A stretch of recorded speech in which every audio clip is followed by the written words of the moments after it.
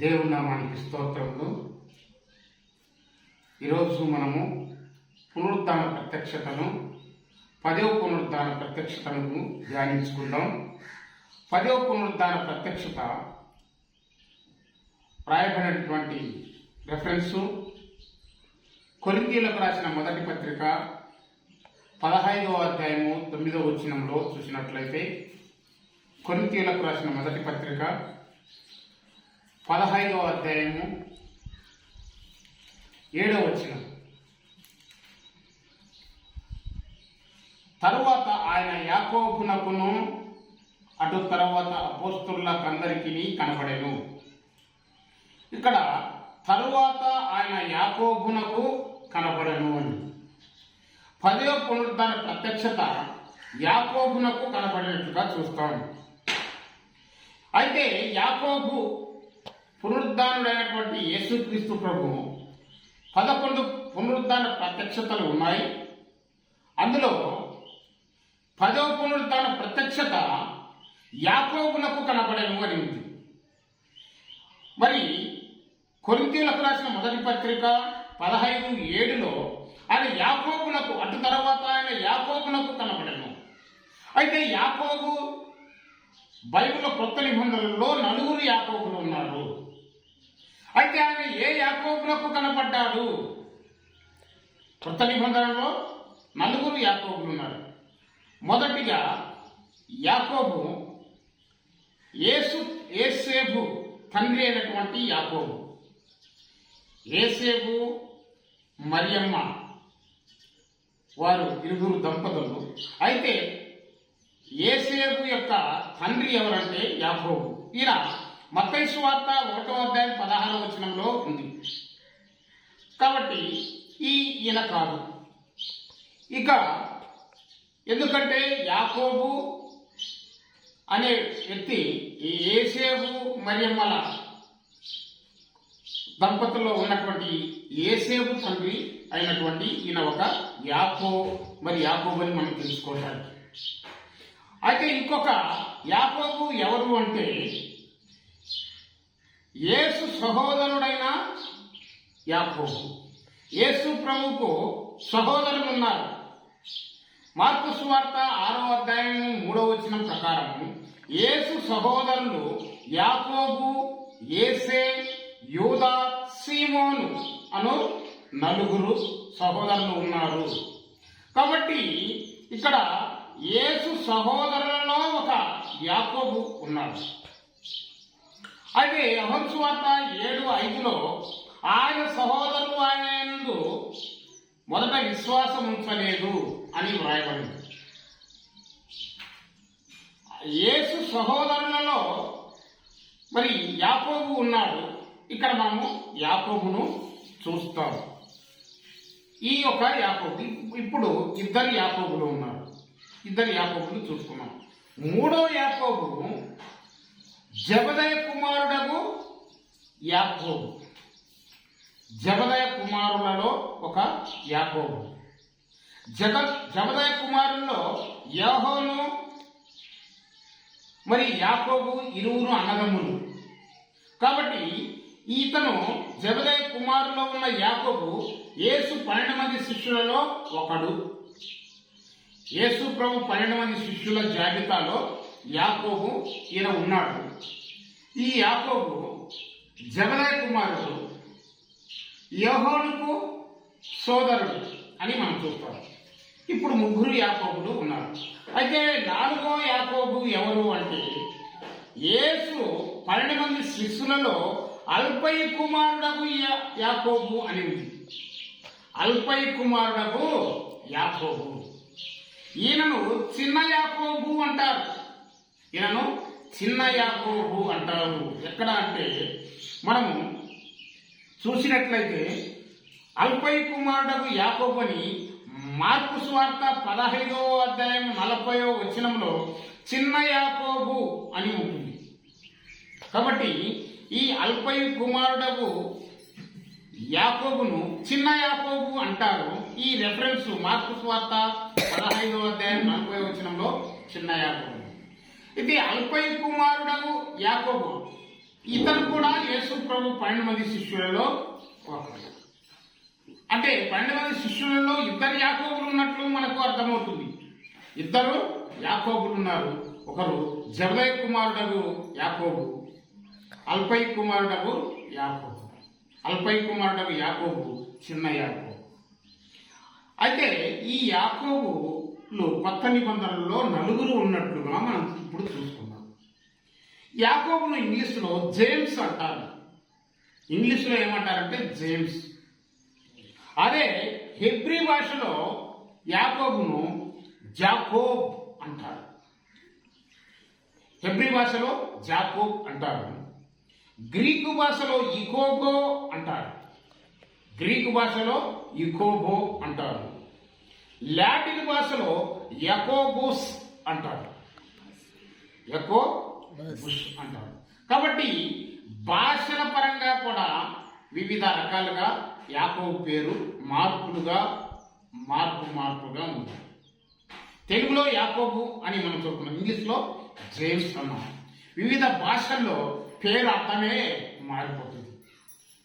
అయితే ఈ యేసు ప్రభు యాకోబులకు కనపడ్డాడు అని ఇక్కడ మనకుంది. యాకోబులకు కనపడెను అనగా ఏ యాకోబు? కొత్త నిబంధనలో నలుగురు యాకోబు ఉన్నారు. నలుగురు యాకోబుల గురించి చదువుకుందాం. అయితే ఏ యాకోబుకు కనపడ్డాడు అంటే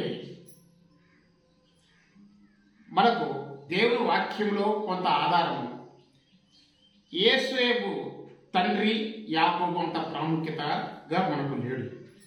కాబట్టి యేసేపు మరి యేసు ప్రభువును తల్లిదండ్రులుగా యేసేపు మరియమ్మ ఉన్నారు. ఈ యేసేపు తండ్రి యాకోబు ఉంది. ఆయనంత ప్రాధాన్యత లేదు. అది ఆ కాలము కూడా వేరుగా ఉంది కాబట్టి ఇక్కడ కాదు. అయితే అల్పై కుమారుడకు యాకోబు ఉన్నాడు. ఇతను చిన్న యాకోబు. ఇతను గురించి శిష్యుడుగానే ఉన్నాడు. అంత ప్రాధాన్యతగా ఈ యాకోబు గురించి ఎలాంటి ఆధారాలు లేవు. ఇది యేసు ఈ అల్పై కుమారుడు యాకోబుకు కనబడ్డాడంటే మనకు వాక్యాధారం. సరే, ఇక్కడ జబదయి కుమారుడు యాకోబుకు ఒకవేళ శిష్యులలో యాక్టివ్గా జబదయి కుమారులు ఉన్నారు కదా, యోహాను యాకోబు, వారిలో యాకోబుకు కనబడ్డాడా అని మనము ఆలోచించినట్లయితే యాకోబుకు జబదయి కుమారుడైన యాకోబు ఖడ్గం చేత చంపబడ్డాడు. కాబట్టి ఈ యాకోబుతో కాదు, జబదయి కుమారుడు యాకోబు ఖడ్గంతో చంపబడ్డాడు. ఎక్కడ? అపోస్తుల కార్యముల గ్రంథములు 12వ అధ్యాయం 2వ వచనములో మరి యాకోబును ఖడ్గముతో హేరోదు మొదటి అగ్రిప్ప చంపాడు. మొట్టమొదట 12 మంది శిష్యులలో హతసాక్షి అయినటువంటి వ్యక్తి ఈ యాకోబే. కాబట్టి 12 మంది శిష్యుల్లో మొట్టమొదట చనిపోయినటువంటి వ్యక్తి జబదయి కుమారుడు అయినటువంటి యాకోబు. ఇతను హేరోదు మొదటి అగ్రిప్ప చేత ఖడ్గంతో చంపబడ్డాడు. కాబట్టి ఈ యాకోబు కాదు. ఎప్పుడు కాలం అంటే క్రీస్తు శకము 44వ సంవత్సరం కాలంలో, క్రీస్తు శకం 44 ఆ కాలంలో మరి యాకోబు ఖడ్గంతో చంపబడ్డాడు హేరోదు మొదటి అగ్రిప్ప చేత. కాబట్టి ఇక్కడ ఈ యాకోబుకు కాదు, ఈయన చంపబడ్డాడు. మొట్టమొదటిగా హతసాక్షి అయినటువంటి శిష్యుడు 12 మంది శిష్యుల్లో యాకోబు. ఇక చివరగా యేసు సహోదరుడైన యాకోబు మనం చూస్తున్నాం. యేసు ప్రభు యొక్క సహోదరులు నలుగురు ఉన్నట్లుగా మనం లేఖనాల్లో చూస్తాం. మార్కు సువార్త 6. యేసు ప్రభువుకు నలుగురు సహోదరులు ఉన్నారు. ఆ సహోదరుల్లో నలుగురు పేర్లు రాయబడ్డాయి: యాకోబు, యేసే, యూదా, సీమోను. కాబట్టి ఈ యేసు సహోదరులైన యాకోబుకే ఆయన కనపడ్డట్టుగా, పునరుద్ధరణైనటువంటి ప్రభు యాకోబుకు కనపడ్డట్టుగా మనం చూస్తాం. ఎందుకంటే యేసు ప్రభు మరి శరీరధారిగా ఉన్నప్పుడు 3.5 సంవత్సర కాలంలో యేసు సహోదరులు ఆయన యందు విశ్వాసం ఉంచలేదు. మొదట యోహాను సువార్త 7:5 ప్రకారము యేసు సహోదరులు అయినటువంటి నలుగురు యేసు ప్రభువును మరి దేవుని కుమారుడిగా మెస్సయగా అంగీకరించలేదు. యేసు ప్రభు బోధ వినలేదు, వారు రక్షణ పొందలేదు కూడా, వారు మారు మనసు పొందలేదు కూడా. కానీ ఎప్పుడు నమ్మారు అంటే యేసు ప్రభు మరణించి పునరుద్ధారణైన తర్వాత, యేసు ప్రభు శిలువ వేయబడిన తర్వాత, యేసు ప్రభు యొక్క సహోదరులు అంటే యేసేపు మరియమ్మలకు పుట్టినటువంటి నలుగురు సంతానం వారు మారినట్టుగా మనం చూస్తాం లేఖనం. అందుకే యూదా పత్రిక కూడా రాసింది యేసు ప్రభు యొక్క సహోదరుడే. కాబట్టి యూదా పత్రిక రాయగలిగాడంటే ఆయన మారు మనసు పొంది రక్షణ పొందినాడు. కాబట్టి యాకోబు పత్రిక రాసింది కూడా యేసు ప్రభు యొక్క సహోదరుడు.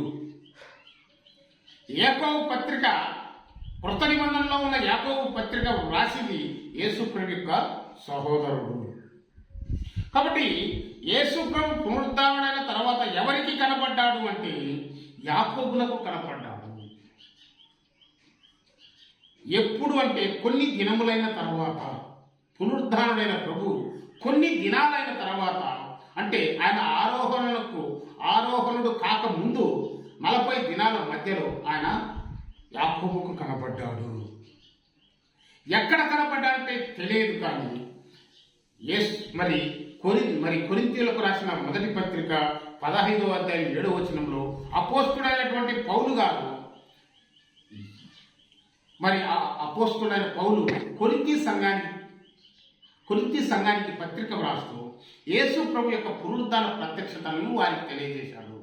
యేసు ప్రభు యాకోబునకు కనపడ్డాడు అని చెప్తున్నారు. కాబట్టి ఈ యాకోబు ఎవరో కాదు, ఏ యాకోబుకు కనపడంటే యేసు ప్రభు యొక్క సహోదరుడైనటువంటి యాకోబుకు కనపడ్డట్లుగా మనం చెప్తాం. అంతేకాదు యేసు ప్రభు వీళ్ళు గలతీ పత్రికలో స్తంభాలుగా ఎంచబడినటువంటి వారు కూడా ఉన్నారు. అపోస్తులైన పౌలు గలతీయులకు రాసిన పత్రిక 2వ అధ్యాయం 9వ వచనంలో 8-9 వచనాల్లో చూసినట్లయితే, అనగా సున్నతి పొందిన వారికి అపోస్తులుడవుటకు పేతురునకు సామర్థ్యం కలగజేసిన వాడే అన్యజనులకు అపోస్తులుడవుటకు నాకును సామర్థ్యం కలగజేసినని వారు గ్రహించినప్పుడు స్తంభములుగా ఎంచబడిన యాకోబు, కేప, యోహాను అనువారు నాకు అనుగ్రహించబడిన కృపను కనుగొని మేము అన్యజనులకు తాను సున్నతి పొందిన వారికి అపోస్తులుగా ఉండవాలని చెప్పి తమతో పాలివారం అనుటకు సూచనగా నాకును బర్నబాకు కుడి చేతినిచ్చారు. కాబట్టి స్తంభములుగా ఎంచబడినటువంటి వారు, యెరూషలేములో స్తంభములుగా ఎంచబడిన వారు ఎవరు అంటే యాకోబు, కేప, యోహాను. కేప అంటే పేతురు. కాబట్టి ఈ యాకోబు యెరూషలేములో స్తంభములుగా ఎంచబడ్డారు.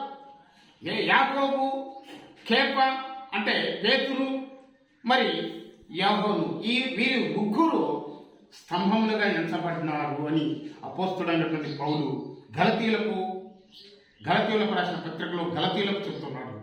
నాకు బర్నబాకు కుడి చేతినిచ్చాడు. వారు సున్నతి పొందిన వారికి అపోస్తులుగా ఉండాలని, నేనేమో అన్యజనులకు అపోస్తులుగా ఉండాలని నాకును బర్నబాకు కుడి చేతినిచ్చి మమ్మల్ని ప్రోత్సహించారని అపోస్తులైన పౌలు చెప్తున్నారు. కాబట్టి అక్కడ ఆ విషయంలో స్తంభములుగా ఎంచబడినటువంటి వారిలో యాకోబు ఉన్నాడు. ఈ యాకోబే యేసు ప్రభు యొక్క సహోదరుడు. స్తంభములుగా ఎంచబడినటువంటి ముగ్గురులో యోహాను, కేప, యాకోబులో స్తంభములుగా ఎంచబడిన ఈ ముగ్గురులో ఉన్నటువంటి యాకోబు ఎవరు అంటే యేసు ప్రభు యొక్క సహోదరుడైనటువంటి యాకోబు.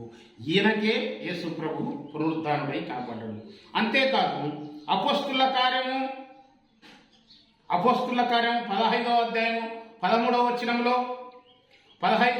వచనంలో ఏమనిందంటే, వారు చాలించిన తర్వాత యాకోబు ఇట్లనెను, సహోదరులారా నా మాట ఆలకించుడి. అన్యజనులలో నుండి దేవుడు తన నామం కొరకు ఒక జనాన్ని ఏర్పరచుకున్నటకు వారిని ఎలాగ మొదట కటాక్షించనో సుమయోను వివరించి ఉన్నాడు. ఇందుకు ప్రవక్తల వాక్యములు సరిపడి ఉన్నవని చెప్పాడు. కాబట్టి యెరూషలేములో సున్నతి మహాసభ జరిగినప్పుడు ఆ సున్నతి మహాసభకు అధ్యక్షుడిగా ఉన్నటువంటి వ్యక్తి యేసు ప్రభు యొక్క సహోదరుడైనటువంటి యాకోబు. ఈయనే యేసు ప్రభు మరణించిన తర్వాత, యేసు ప్రభు మరి శిలువ వేయబడిన తర్వాత యేసు సహోదరుడైనటువంటి యాకోబు మరి యెరూషలేము సంఘానికి అధ్యక్షుడిగా ఉన్నాడు. అధ్యక్షుడిగా ఉంటూ సంఘానికి అధ్యక్షత వహించి నడిపేవాడు. ఆ యాకోబు మరి యెరూషలేములో సున్నతి మహాసభ జరిగినప్పుడు ఆ సభలో యాకోబు మాట్లాడాడు. సహోదరులారా, నా మాట ఆలకించి అన్యజనులలో నుండి దేవుడు తన నామం కొరకు ఒక జనమును ఏర్పరచుటకు వారిని ఎలాగ మొదట కటాక్షించడో సుమయుడు వివరించాడు. కాబట్టి అన్యజనుల నుండి రక్షణ పొందిన వారిని మనం తృణీకరించవద్దు. అన్యజనులకు రక్షణ దేవుడు అన్యజనుల నుండి దేవుడు తన కొరకు ఏర్పరచుకున్నాడని మరి వివరించి ఉన్నాడు. యూదుల యొక్క అపోహను తొలగించుటకు అన్యజనులను గురించి అన్యజనులు కూడా రక్షణ పొందుతున్నారని వివరించి ఉన్నాడు యాకోబు. కాబట్టి యాకోబు అనేక విషయాల్లో మరి ముందంజలో ఉన్నాడు, తెలుసుకున్నాడు. అందుకే దేవుడు యేసుక్రీస్తు ప్రభు పునరుద్ధానుడైన తర్వాత యాకోబునకు పునరుద్ధాన ప్రత్యక్షత, 10వ పునరుద్ధాన ప్రత్యక్షతలో యాకోబుకు కనపడ్డాడు. కాబట్టి ఈ యాకోబు మంచి దేవుని యొక్క పరిచర్యలో ముందుకు సాగించాడు. కాబట్టి యెరూషలేమునకు అధ్యక్షుడిగా ఉన్నాడు, మరి సంఘ అధ్యక్షుడిగా వ్యవహరించాడు. యాకోబు పత్రిక వ్రాశాడు ఈ యాకోబు. అంతేకాకుండా యేసు ప్రభు పునరుద్ధారుడైనటువంటి సందర్భాల్లో అనేకులకు కనబడ్డ సందర్భంలో 11 పునరుద్ధాన ప్రత్యక్షతల్లో ప్రత్యేకంగా యాకోబుకు దేవుడు కనపడ్డట్లుగా మనం చూస్తాము. కాబట్టి ఈ యాకోబు మరి అనేక విషయాల్లో దేవుని సంఘాన్ని నడిపించడంలో ముందుకు సాగించాడు. కాబట్టి ఈ దేవుని వాక్యంలో ఈ యాకోబుకు దేవుడు కనపడ్డాడు అంటే యాకోబులు ఎంతో మారు మనసు రక్షణ అనుభవంలో ఉన్నాడు. కాబట్టి యేసు ప్రభు శరీరధారిగా ఉన్న 3.5 సంవత్సరంలో రక్షణ పొందలేదు. కానీ ఆ తర్వాత కాలంలో యేసు ప్రభు మరణించిన తర్వాత, శిలువ వేయబడిన తర్వాత యాకోబు రక్షణ పొంది ఉన్నాడు. యేసు ప్రభు యొక్క సహోదరుల్లో యాకోబు, యూదా దేవుని పరిచర్యలో ముందుకు వచ్చి ఉన్నారు. ఆ యాకోబుకే ప్రభు కనపడ్డాడు అనేది అపోస్తలుడైన పౌలు కొరింథీయులకు రాసిన మొదటి పత్రిక 15వ అధ్యాయం 7వ వచనంలో అటు తర్వాత ఆయన యాకోబుకు కనపడ్డాడని చదువుతుంది. దేవుడు మరి ఈ పునరుద్ధాన ప్రత్యక్షత మనం తెలుసుకొని దేవుని మహిమపరచాలి. ఇది మనందరికీ ఆశీర్వాదకరంగా ఉండాలని తెలియజేస్తూ ముగిస్తున్నాం. దేవుడు కొద్ది మాటలు దీవించును గాక. ఆమేన్. రెడ్డి